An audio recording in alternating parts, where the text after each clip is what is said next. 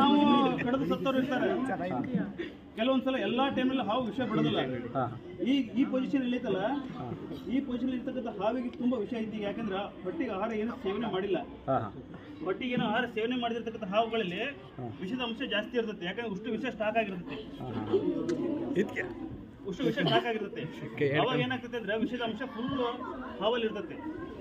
ಹಾಗಾಗಿ ಯಾರು ಹಾವನ್ನ ಹಿಡಿಯಂತ ಪ್ರಯತ್ನ ಮಾಡಬಾರ್ದು. ಅನುಭವ ಇಲ್ದಿರ್ತಕ್ಕಂಥವ್ರು ಫಸ್ಟ್ ಆಫ್ ಆಲ್ ಅದು ಮಲ್ಲಿಕ್ನ ಹಿಡ್ಬಿಟ್ಟ ನಾನು ಆ ಕೆಲಸ ಮಾಡ್ತೀನಿ ಅನ್ನೋ ಒಂದು ಕಾರ್ಯಕ್ಕೆ ದಯವಿಟ್ಟು ಅವ್ರು ಹೋಗ್ಬಾರ್ದು. ಹಾವು ಒಂದ್ಸಲ ಹಿಂಗೆ ಮುಟ್ಟಿ ಹಿಂಗೆ ತಕ್ಕಂತ ಹೋದ್ರೆ ಅಷ್ಟು ಸುಲಭಕ್ಕೆ ವಿಷ ಹೋಗಿರೋದಿಲ್ಲ. ಆದ್ರೆ ಇದು ಕಚ್ಚಿ ಹಿಡಿದಾಗ ಮಾತ್ರ ವಿಷದ ಅಂಶ ಹೋಗಿರ್ತದೆ. ಕೆಲವೊಂದ್ಸಲ ಡ್ರೈ ಬೈಟ್ ಆದಾಗ ಮನುಷ್ಯ ಸತ್ತು ಹೋಗ್ಬಿಡ್ತಾನೆ ಭಯದಿಂದ. ಹಾಗಾಗಿ ಅದನ್ನೊಂದು ಶ್ಲೋಕ ಹೇಳ್ತಾರಲ್ರಿ, ಧೈರ್ಯ ಸರ್ವತ್ರ ಸಾಧನ. ಶ್ಲೋಕನ ಬರಬಹುದು ನಿಮಗೆ, ಹೌದಾ? ಧೈರ್ಯದ ಬಗ್ಗೆ